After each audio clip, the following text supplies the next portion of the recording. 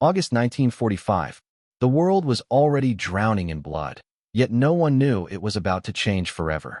Deep inside guarded laboratories and desert testing grounds, a secret weapon had been forged in silence.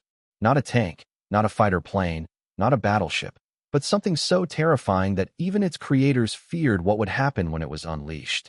The Japanese thought they understood America's strength. They had faced B-29 bombers, mighty aircraft carriers, and endless supplies of tanks and guns. But nothing prepared them for what was coming.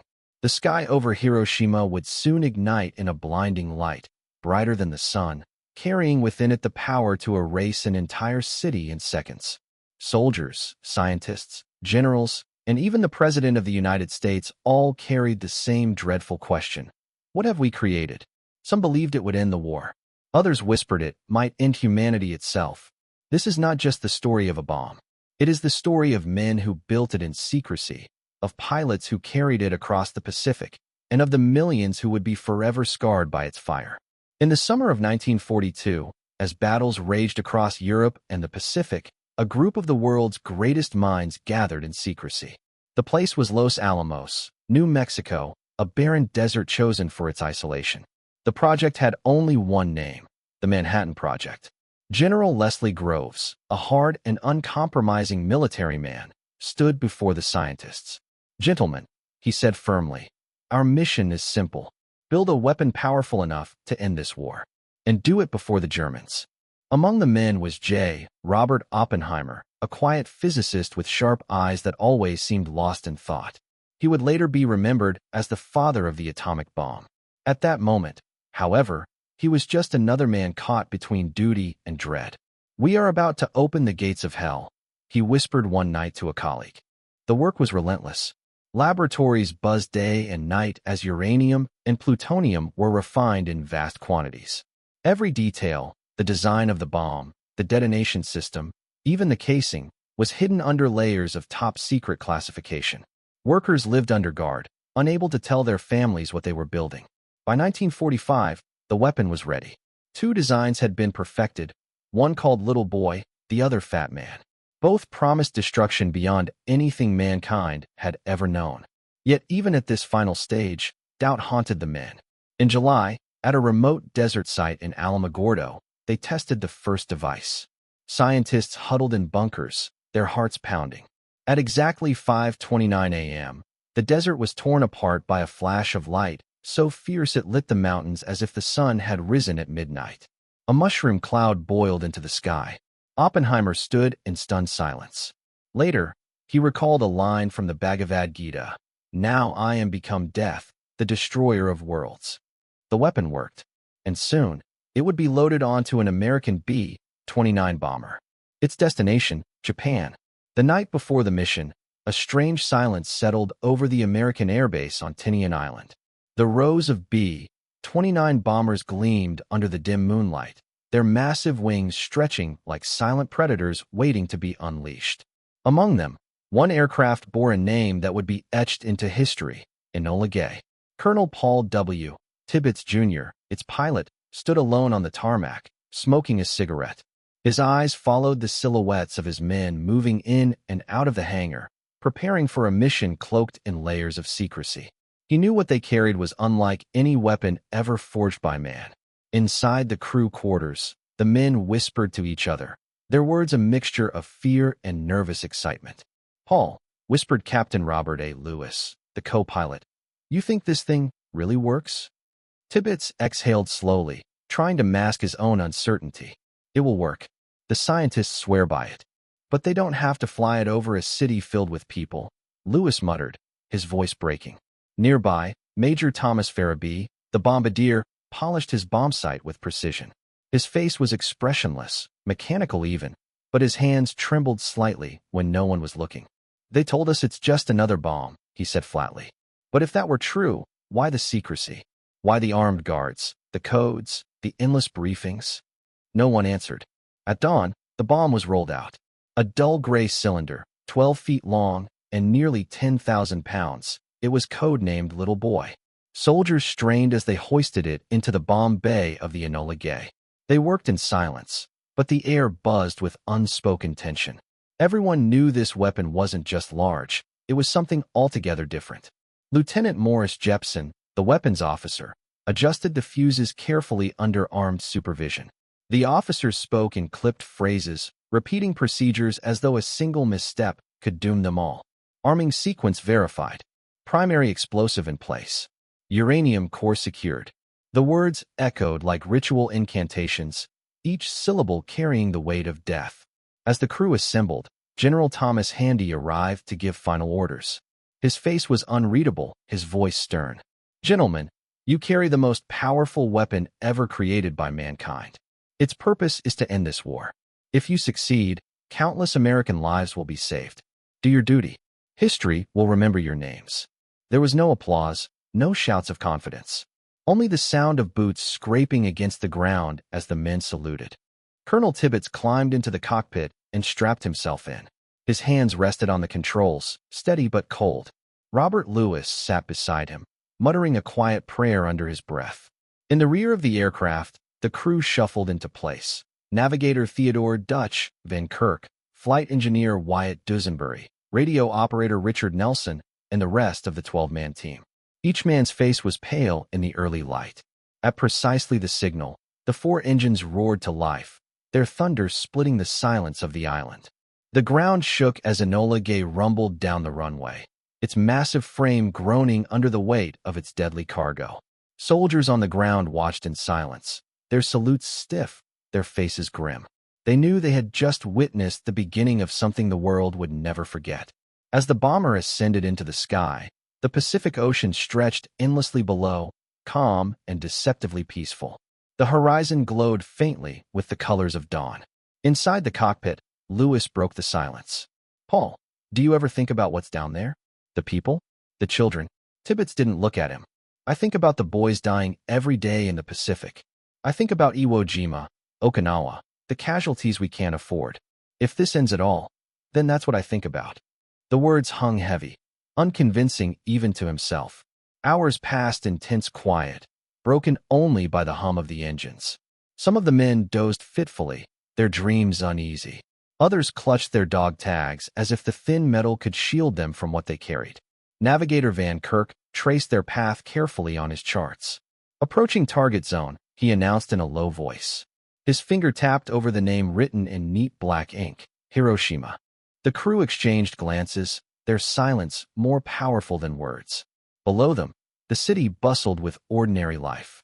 Families prepared breakfast, children gathered for school, factory workers marched to their shifts. To them, it was just another morning in the midst of war. They had no idea that above the clouds, a silent shadow carried their fate. From the bomb bay, Jepson checked the device once more, his hands sweating despite the cool air.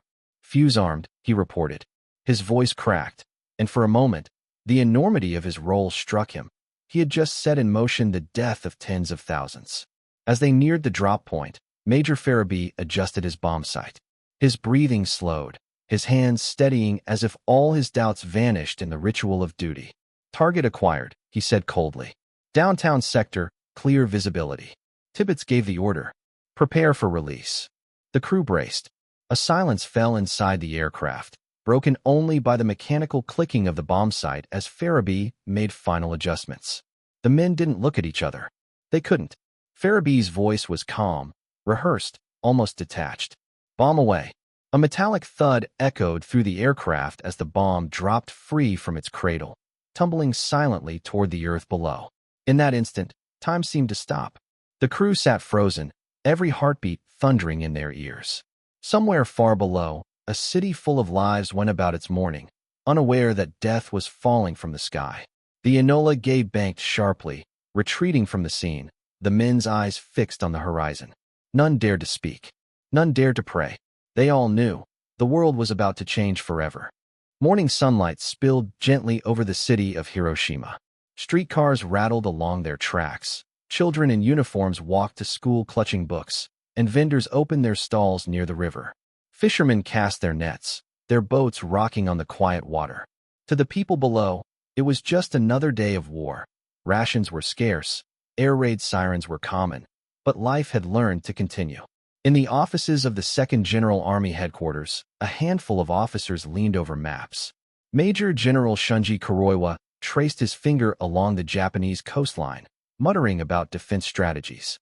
A young adjutant entered with tea, bowing politely. "Reports from last night's patrol, sir. Nothing unusual." The general sighed. "The Americans bomb us relentlessly, yet Hiroshima has been spared so far. Perhaps our luck still holds." Far above them, invisible against the blue sky, a silver B-29 had already released its burden. Down on the streets, a young schoolgirl named Emiko Takahashi adjusted the strap of her satchel. She waved to her younger brother, Kenji, who trailed behind. "Hurry up," she scolded. "We'll be late." Kenji grinned and jogged forward, kicking a pebble into the gutter. Neither child looked up. At the Shima Surgical Clinic, Dr. Masao Shima prepared for another long day of treating patients. His assistants arranged supplies, their chatter light, unaware that their building stood almost directly beneath the invisible falling object. And then, in an instant, everything changed. There was no warning, no sound of engines, no scream of bombs falling. Just a sudden, impossible light, brighter than the sun, brighter than anything the human eye had ever seen. For a fraction of a second, the entire city seemed frozen in white fire. Those who looked skyward saw the heavens burst open. One factory worker gasped aloud, "Hikari-da? It's light," before his body disintegrated into shadow. The ground heaved as though struck by a god's hammer. Heat seared outward in a wave hotter than the heart of a furnace. Roof tiles melted, steel beams twisted, human skin blistered and burned in a flash. Wooden houses vanished in flames. Emiko never had time to scream. One moment she held her satchel. The next, the blast tore it from her hands as fire consumed the street around her. Her brother Kenji was hurled against a stone wall, his small frame crumpled beneath falling debris. In the military headquarters, General Kuroiwa and his staff were thrown to the ground as windows shattered inward. Maps scattered like leaves in a storm, and officers clawed their way through smoke and rubble, ears ringing from the shockwave. "What happened?" someone shouted. No answer came. At the center of the city, shadows were burned into walls, the outlines of men, women, and bicycles seared permanently into stone. They were there 1 second, gone the next, their final shapes etched as eternal ghosts.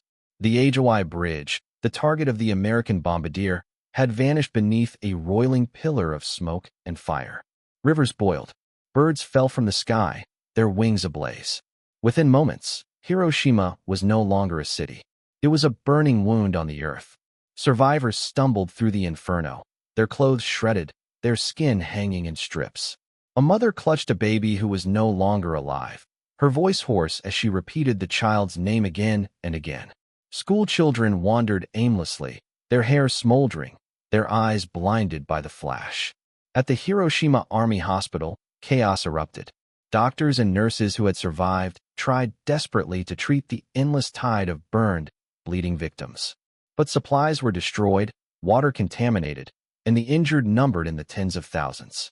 A surgeon wept openly as he tried to amputate a boy's arm with a dull blade, whispering, "Kemi-sama, forgive us." The shock spread outward. In Tokyo, radio silence from Hiroshima was reported with confusion. Initial military observers thought perhaps a fuel depot had exploded. No one could imagine a single weapon could cause such destruction. Reports soon began to pour in. An entire city engulfed, tens of thousands gone in an instant, survivors describing a giant sun and winds of fire.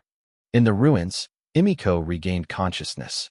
Dust filled her lungs, her skin raw with burns. She called weakly for her brother. Through the haze, she saw Kenji's satchel lying torn and blackened. She crawled toward it, tears stinging her eyes, but Kenji himself did not move. Elsewhere, a soldier staggered from the wreckage of the headquarters. His uniform burned, face blistered. He clutched a rifle though he could barely stand. "Attack! Attack!" he whispered, but there was no enemy to fight, only endless fire. Above, the mushroom cloud rose higher, a monstrous pillar stretching into the heavens.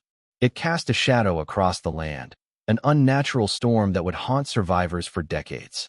Men and women stared skyward, not knowing whether they were witnessing the wrath of gods or the end of the world. Inside the Enola Gay, miles away and climbing hard to escape, the crew turned to look. Even from a distance, the sight chilled their blood. A vast, boiling column rising from the earth. Co-pilot Robert Lewis whispered into his logbook, "My God, what have we done?" But the men below had no time for such questions. They were too busy crawling from rubble, searching for water, calling for loved ones who would never answer. The riverbanks filled with the burned and the dying, many collapsing before they reached the water.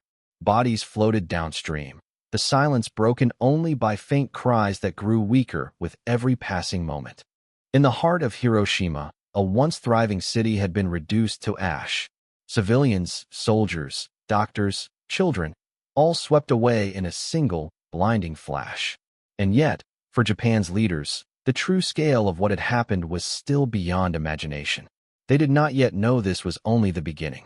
The smell of damp earth and burning metal still lingered in the air. After the clash in the hedgerows, silence fell over our unit like an oppressive curtain. Yet, it wasn't peace. It was the uneasy calm before another storm.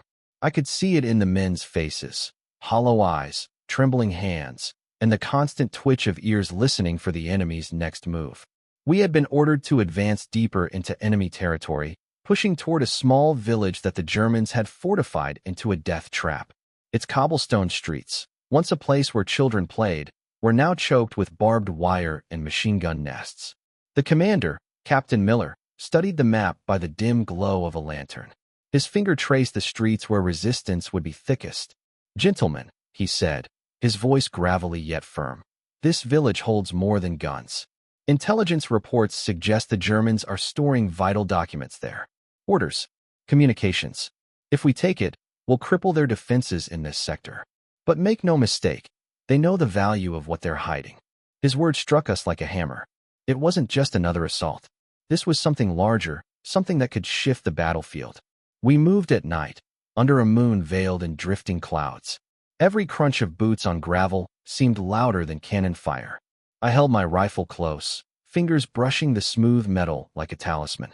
Private Henderson, beside me, whispered nervously, "Feels like we're walking into a grave." I didn't answer. The truth was, we all felt the same. When we reached the outskirts, shadows moved across the ruined walls. The village was eerily silent, no sign of life except the occasional flicker of light from shattered windows. Then came the faint creak of boots on stone. Germans. Close. Lieutenant Davis raised a clenched fist, halting us. My breath froze. A squad of German soldiers emerged from a side alley, their helmets glinting faintly. They spoke in hushed tones, unaware of our presence. For a moment, time itself held its breath. One wrong sound, and we'd be discovered. Henderson's hand shook so violently his rifle almost slipped. I pressed it down, steadying him. The Germans passed. Relief washed over us, but it was short-lived. From the other end of the street, a flare burst into the sky, bathing the village in ghostly white light. Machine guns rattled instantly, shredding the silence. Bullets tore through walls and shattered windows. The trap had been sprung. We scattered into doorways and alleys, returning fire in desperate bursts. I dove behind a half-collapsed wall, my ears ringing from the thunder of gunfire. Shouts echoed in German, the harsh commands cutting through the night. They knew we were here. They had been waiting. "Fall back," Captain Miller roared. But before we could retreat, the ground shook. From the far end of the street, a German panzer tank rumbled forward, its turrets sweeping side to side like a predator searching for prey. The sight froze us. We had rifles and grenades, but against a steel monster, what were we? Private Jameson pulled a bazooka from his back, fumbling with the rocket. "Cover me," he shouted. Henderson and I opened fire at the windows above, drawing German gunners away. Jameson steadied himself, the sweat dripping down his face, and fired. The rocket streaked through the air and slammed into the tank's side with a deafening explosion. Flames erupted, the panzer belching smoke as its crew scrambled out, screaming. The victory was short-lived. As the smoke cleared, Captain Miller was nowhere to be seen. Panic rippled through the ranks. "Where's the captain?" someone yelled. Then we saw it, dragged into a side alley, Miller struggling against two German soldiers. They had taken him alive. We chased them, gunfire echoing down the alleyways. The cobblestones glistened with rain and blood as we turned corner after corner. but the captain and his captors vanished into the labyrinth of the village. Exhaustion clotted us. Davis, now leading, ordered us into a ruined church to regroup. Its stained glass windows had been shattered, the Virgin Mary reduced to shards of colored light across the rubble. We sat in the pews like ghosts of the faithful, the sound of distant fighting still echoing. Davis spoke quietly, his jaw tight. They wanted him. They knew we'd come. Someone tipped them off. His words chilled me. A traitor. Among us? The thought was poison. We argued in whispers, suspicions flying like daggers. Henderson swore it had to be one of the new recruits. Jameson shook his head, insisting it was impossible. But doubt grew like a spreading fire. Who had betrayed us? Who had condemned Captain Miller to capture? That night, none of us slept. The church became a tomb of suspicion and dread. Every creak of the wooden beams overhead felt like a whisper of betrayal. My mind raced with memories. Every glance, every hesitation, every nervous word from the men around me. Had one of them sold us out? When morning broke, the mist hung low over the village. We emerged from the church, weary but burning with grim resolve. The mission was no longer about documents or territory. It was about one thing, bringing our captain back. As we prepared to move, Davis looked at each of us, his voice carrying both steel and sorrow. Men, we're walking into hell. But hell is where we belong until we find him. Trust no one but the man beside you. And if there is a traitor, he won't escape what's coming. The men tightened their grips on their weapons, eyes hardened. I swallowed the knot in my throat. Betrayal, capture, tanks, and blood. Normandy had become a nightmare. And somewhere in the shadows of that broken village, Captain Miller was waiting, praying that we'd find him before it was too late. We marched forward into the mist, the weight of suspicion pressing heavier than the rifles on our shoulders. But deep down, I knew the worst was yet to come. The smell of burnt gunpowder clung to the air like a ghost that refused to fade. Smoke rolled low over the ruined hedgerows, and in the distance, the muffled thunder of artillery shook the earth. Thomas lay in a shallow foxhole, his body trembling not just from exhaustion, but from the weight of what was coming. The battlefield no longer looked like Normandy's green countryside. It looked like the threshold of hell. Beside him, Private James Harper clutched his M1 Garand, his knuckles pale beneath the grime. His lips moved in a quiet prayer, though no sound escaped. Harper had been only 19, with freckles that reminded Thomas of his younger brother back home. Yet here, in the mud and the blood, youth had no place. It was devoured by war. "Lieutenant," Harper whispered, breaking the suffocating silence. "Do you think we'll make it through?" Thomas swallowed, staring at the twisted remains of a Sherman tank smoldering just 50 yards away. The acrid stench of burning steel and flesh turned his stomach, but he forced his voice to remain steady. "We don't have to make it through the war, son," he said, gripping Harper's shoulder. "We just have to make it through today." It was the kind of lie soldiers told each other to keep moving. Deep down, Thomas knew the truth. Survival was no longer promised. The radio crackled suddenly. Captain Reynolds' strained voice cut through the static. "Charlie Company, regroup at the farmhouse by the orchard. We hold until reinforcements arrive." The farmhouse. Thomas knew it. An old stone structure that had once been the heart of a French farmer's livelihood, now reduced to rubble and shrapnel. Holding it meant salvation or annihilation. "On your feet, men," Thomas ordered. His voice carried an authority that surprised even himself. "We move at dawn's first light." They rose from the dirt like specters, weary shadows carrying rifles heavier than their bodies could bear. Corporal Lewis checked the Thompson submachine gun strapped to his chest. "Sir, with all due respect, if the Krauts are dug in, we won't last 5 minutes." Thomas looked at him, the weight of command pressing hard. "Then we'll give them a fight worth remembering." The squad moved through the shattered orchard, stepping carefully over broken branches and the lifeless forms of comrades who had fallen hours earlier. Each corpse was a silent warning of what awaited them. As they approached the farmhouse, the sound of German MG-42 machine guns ripped through the silence. The air screamed with bullets, kicking up dirt and stone around them. Private Harper fell to the ground, narrowly avoiding death. Thomas dragged him behind a crumbling stone wall, his heart hammering like a drum. "Pin them down," Thomas shouted. Corporal Lewis and 2 riflemen opened fire, the sharp crack of Garands echoing against the gutted house. Still, The enemy's fire was relentless, like an angry god raining steel.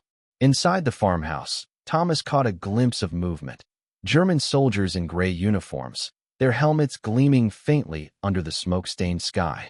They were dug in, determined to hold the line at any cost. Thomas knew they couldn't win by brute force. They needed strategy. "Cover me," he barked, pulling a grenade from his belt. His thumb shook as it pulled the pin, but his eyes remained steady. He lobbed it through the shattered window, and a thunderous explosion tore through the farmhouse. The walls groaned, dust billowing outward. "Go! Go!" His men surged forward, storming the farmhouse with a desperate fury. The clash inside was savage. Bayonets met rifles, fists slammed into faces, and the screams of both German and American soldiers blended into one chaotic symphony of violence. Blood painted the cracked walls, mixing with the soot and dirt. Thomas found himself face to face with a young German soldier, no older than Harper. The boy's blue eyes were wide, filled with terror. He raised his Mauser rifle, but his hands shook violently. For a heartbeat, Thomas hesitated, then instinct took over. His shot rang out, and the boy fell. The silence that followed was deafening. Smoke curled from the rafters, and the floor was littered with bodies. His men stood panting, their eyes hollow, their uniforms soaked in crimson. The farmhouse was theirs, but at what cost? Private Harper leaned against the wall, clutching his bleeding arm. "We did it, sir," he whispered, his face pale as paper. Thomas looked at him, then at the battlefield stretching endlessly beyond the orchard. "No, Harper," he said quietly, his voice breaking under the weight of his own exhaustion. "We just survived another hour." For a fleeting moment, he allowed himself to imagine his wife's smile, the way her hair caught the sunlight back home, and the promise of a life beyond the slaughter. But even in that dream, he felt the bitter truth. Survival here was borrowed time, and fate was collecting its debt. As the men tended to their wounds, a courier arrived with new orders. Reinforcements were delayed. They would have to hold the farmhouse against a German counterattack. Thomas felt the earth tremble beneath his boots. In the distance, engines roared, tanks. The enemy was coming. The farmhouse, once a refuge, had become a tomb waiting to be sealed. The village of St. Clair lay shrouded in silence, its broken walls and crumbling church tower watching over the valley like weary sentinels. Smoke curled from shattered homes, and the stench of burnt timber mixed with the metallic tang of blood. Lieutenant James Marshall adjusted the strap of his M1 Garand across his shoulder as he and the remnants of Charlie Company trudged through the ruins. They had survived the beach, the fields, the ambushes, but now, as dusk descended, the weight of what they had lost pressed heavier than ever. Beside him, Sergeant Daniel O'Connor, mud streaking his face, broke the silence. "Jim, tell me this ends soon. Tell me there's a point to all this killing." James didn't answer. His hand brushed the pocket of his tunic where Private Miller's last letter remained folded, never delivered, never read by the family waiting across the ocean. It was more than paper. It was a burden, a promise, and perhaps the only thing keeping James from collapsing under the ghosts of the fallen. They reached the square, where a German machine gun nest had been reduced to rubble. Bodies lay twisted in grotesque silence, friends and enemies alike. Corporal Davies, his helmet dented by shrapnel, whispered, "Looks like hell came early." His voice trembled, not from fear of dying, but from fear of living another day in this nightmare. "Keep moving," James ordered, though his voice lacked conviction. His men needed strength, but his soul felt hollow. The mission was simple, or so command had said. Secure the village, cut off German reinforcements, and hold until armored support arrived. But the village was no longer a tactical point on a map. It was a graveyard, and every corner whispered with the memory of men who had screamed their last breath here. Night fell, bringing with it an eerie calm. The soldiers took shelter in the skeletal remains of a farmhouse. O'Connor sat near a shattered window, cleaning his Thompson with shaking hands. Davies lit a cigarette, the glow briefly illuminating his hollow cheeks. James unfolded the crumpled letter once more, his eyes scanning Miller's scrawled handwriting. "Dear Mama, by the time you read this, I hope the war is over. I hope I'm sitting on the porch with you, watching the sun set over the fields. I've seen things I can't explain, and I've done things I never thought I could do. But I want you to know, every step I take out here, I take thinking of home. And if I don't make it back, Don't cry for me. Remember me as the boy who loved to fish with Pa, who never missed your apple pie, who dreamed of being more than a soldier. Remember me as your son. Love, Thomas. James' throat tightened. Miller had been only 19. He remembered the boy's laughter, his terrible singing voice, the way he polished his boots twice a day as if it mattered in the mud. He remembered his last breath, gurgling on the blood-soaked earth, whispering, "Take it to her, sir. Promise me." And James had promised. Suddenly, the distant rumble of engines shattered the silence. Tanks. The men scrambled, weapons ready. Through the broken window, James spotted the unmistakable silhouettes of German panzers creeping through the valley, their treads grinding the earth. Positions. James barked. Hold this line. If they take St. Clair, everything we've bled for dies here. O'Connor muttered. Christ, they're bringing the whole damn war with them. The clash came swift. Mortar shells rained down, shaking the earth, sending shards of stone and wood flying. Davies screamed as a fragment tore into his arm, but he kept firing, his bar hammering back at the advancing infantry. O'Connor's Thompson rattled in controlled bursts, cutting through the shadows. James fired until the Garand's clip pinged empty, the sound almost drowned beneath the chaos. They fought like men possessed, not for glory, not even for survival, but for one another, for the ghosts who had already fallen, for the idea that their suffering meant something more than destruction. Hours passed like minutes, the world reduced to fire, blood, and smoke. One by one, James saw his men fall. Davies collapsed against the wall, his cigarette still smoldering between lifeless fingers. O'Connor, shot through the chest, dragged himself across the floor to lean beside James, blood bubbling from his lips. "Don't let it be for nothing, Jim," he whispered, pressing a trembling hand against James' shoulder. Then his eyes dimmed, and he was gone. James felt the world blur. Rage and despair consumed him. With the last of his strength, he hurled grenades into the advancing ranks, the explosions tearing through the night. And then silence. The Germans withdrew, leaving the village littered with the dead. The battle was won, but at a cost too heavy to bear. At dawn, James staggered alone through the ruins, his uniform shredded, his body broken. He clutched Miller's letter, stained now with blood, his and others. The world seemed hollow, and yet, somewhere deep inside, a flame flickered. He imagined Miller's mother receiving the letter, her tears falling on the paper, her heart breaking yet filled with pride. He imagined O'Connor's family never knowing how bravely he fought, how fiercely he held the line. He imagined Davies' unfinished cigarette, forever burning in memory. And he realized then that the true weight of war was not in the battles fought, but in the stories carried home, the letters, the whispers, the memories that refused to die. James limped toward the horizon, clutching the letter close to his chest. He was no hero, no savior. He was a messenger, carrying the voices of the dead across oceans, so the living would never forget. As the sun rose over Normandy, its light cutting through the smoke, James whispered to the silence around him. This wasn't for nothing. And with that, the soldier who had survived the beaches, the fields, the ruins, and the night, walked forward, haunted, broken, but forever bound by the last letter from Normandy.